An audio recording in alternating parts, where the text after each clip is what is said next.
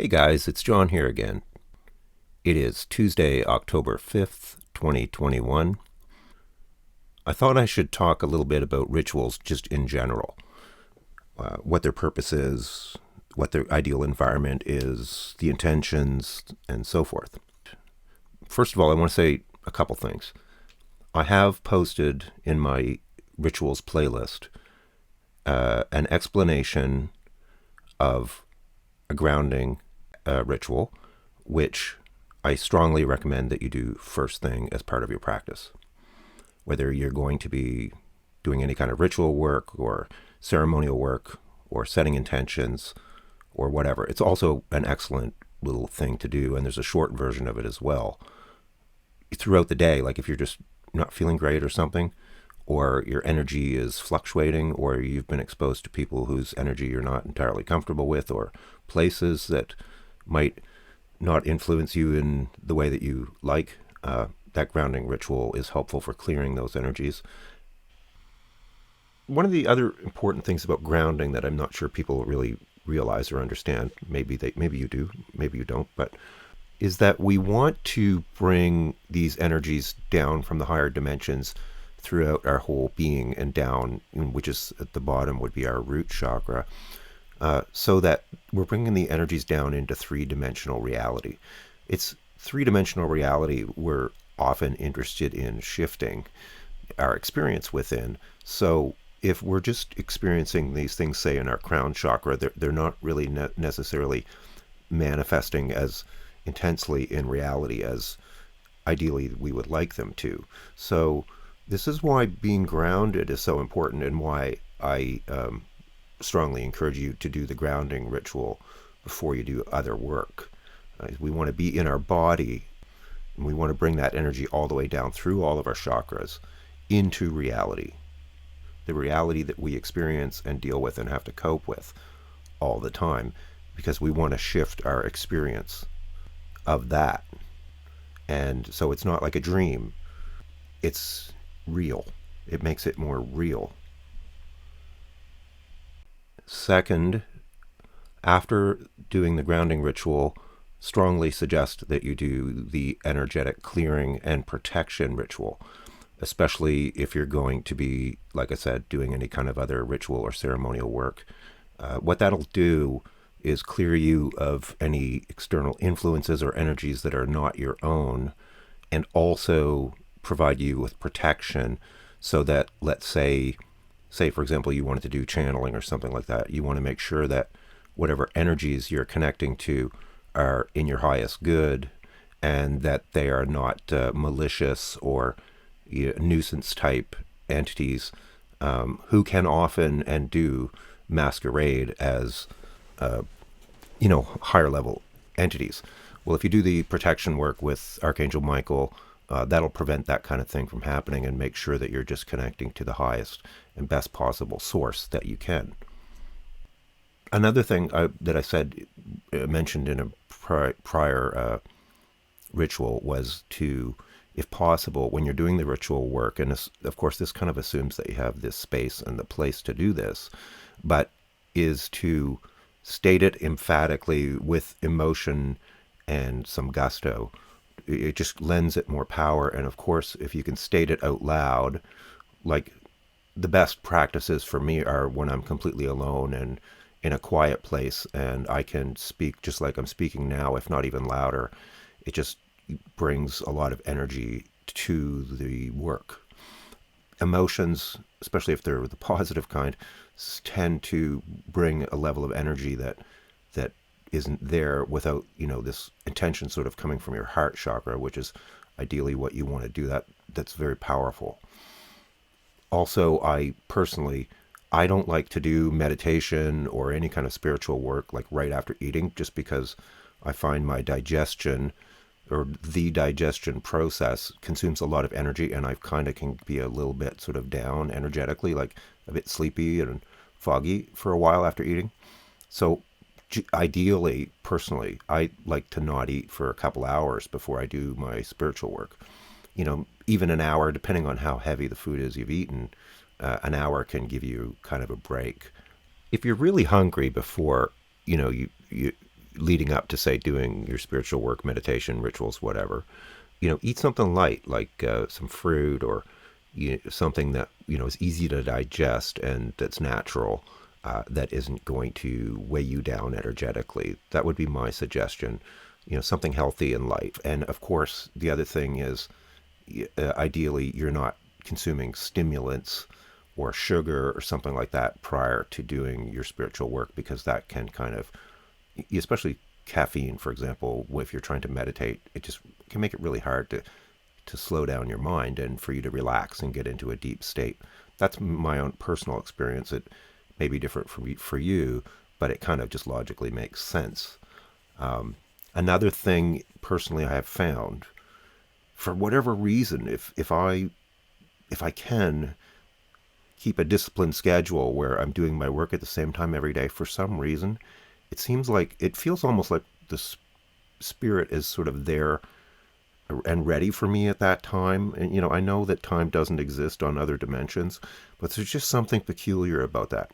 It might just be that because I'm being disciplined and very serious about it, that the other dimensions are taking my effort seriously as well, which, so if you can keep a schedule, it might be the morning for some people, it might be the evening for others, or it might be just a time when there's not a lot of people around and you have some quiet time and some space to do this kind of work. And of course, you can never keep your schedule 100% because, life, you'll have a meeting sometime you can't avoid, participating in at a particular time or something. And so you don't beat yourself up about it or whatever, but you make an effort to kind of, maintain that schedule. I just find that helps. So the space itself, an ideal scenario would be that you have a space or a place where you do your spiritual work and your rituals. And I've had this situation at various times. Like, for example, once I spent some time on a farm, and it was like a 250-year-old farm, so it was really cool. And I had a space in a field, sort of not really a field. There was trees around and stuff, but it was an old pasture, and there was a circle of stones there. And I just felt like this spot was really powerful, and it was. So it was, energetically. And so I used to go do my rituals there every day, and it was just like magical. It was incredibly magical. There was, fairies and all kinds of elementals and things around it. It was just mind-blowing. I just love that so much. If you're in the city or something, and you have, even if you have a corner or somewhere where you sit and you do your practice every day, that you can dedicate to that's kind of like your spiritual spot.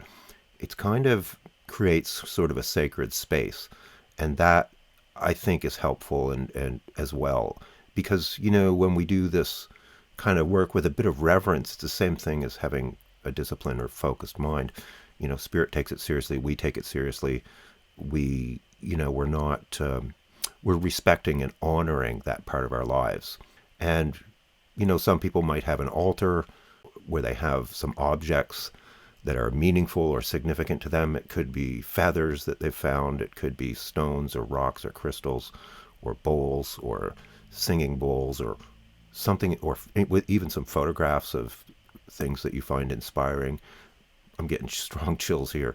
Something that will really elevate your energy.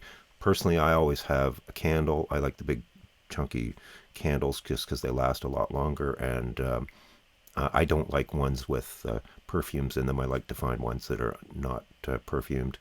And I usually will burn incense. I like Nag Champa because it's very traditional. So I have like a little routine, and if I'm traveling, I'll sit on my bed and put my back against the wall, and I'll improvise. But I actually take my incense and candle with me when I travel. I also journal every day and have for many years. So I think that's important, just to keep track of your development and what you're doing and when. It's also very useful if you're an astrologer. So I would highly recommend that. Now, as far as the rituals themselves are concerned, see, what we're doing here is we're being disciplined. We're consciously using and focusing our intention, because our minds and our hearts and our beings. We're very powerful beings. And most of the time, most people, I would assume, are kind of running around sort of randomly creating intentions all the time without even being aware of it based on what they're thinking about or what they're desiring and so forth. Well, when we do this kind of spiritual work or ritual work, we are intentionally and deliberately focusing our power and our minds and our concentration on certain objectives. And that has, I'm getting strong chills here again too, this is very powerful. And and words have power too, like, because they represent our intentions. And so the universe, really strong energy right now, the universe is kind of waiting around for us to go like, this is what I want to do or be, and to do it consciously, which is really what spiritual work is all about, is to become conscious of the unconscious, so that we are not sort of victims of happenstance or programming or past life influences or our cultural environment and so forth. We want to liberate ourselves from that so that we can express our pure essence.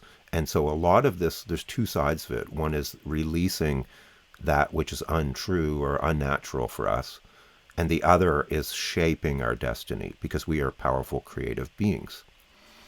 And we can choose to do that if we focus our intention on it.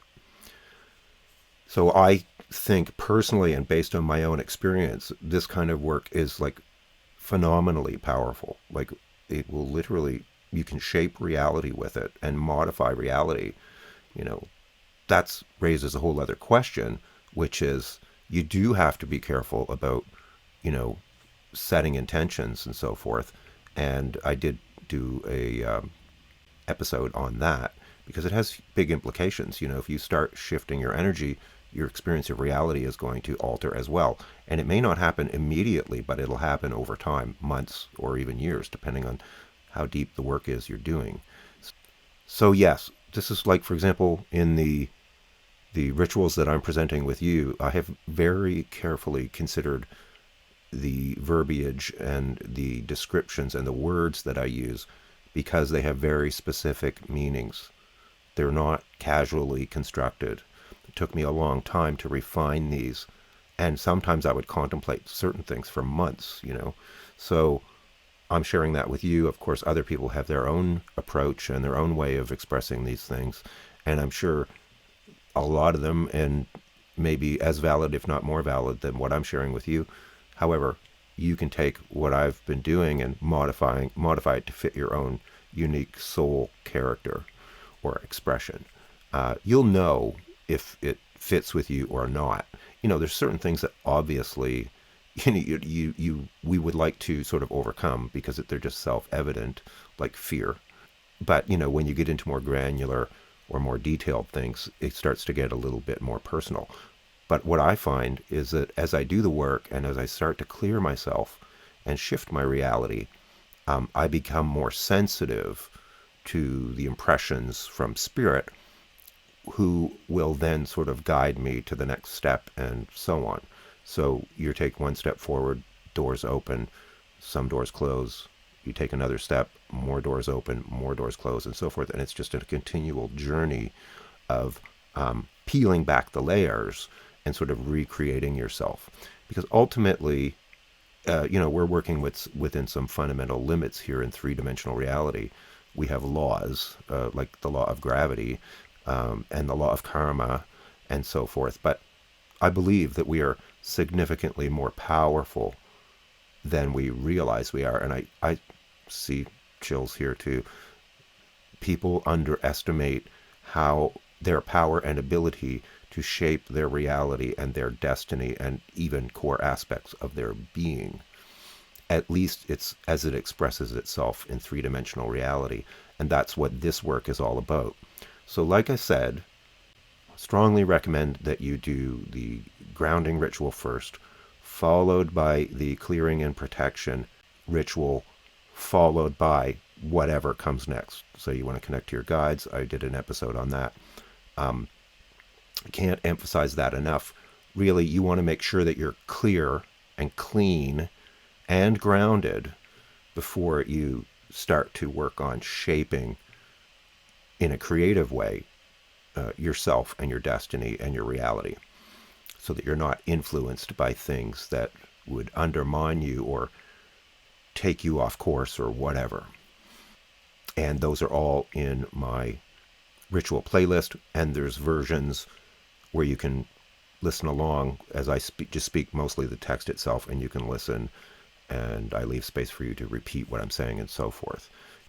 You can now find those in my playlist titled Bear Rituals for Practice or Repetition. I thought it would be good to separate those from the discussion and introduction to various rituals. Anyway, thanks for liking, sharing, commenting, subscribing, and I really like getting feedback from people. I would especially love to hear if people, after, say, for example, if somebody wants to do some of these rituals for a while, to share what they've been experiencing. If you want to do that privately, you can email me. My email is on YouTube, and or there's a contact form on my website. Take care. Talk to you again soon. Bye.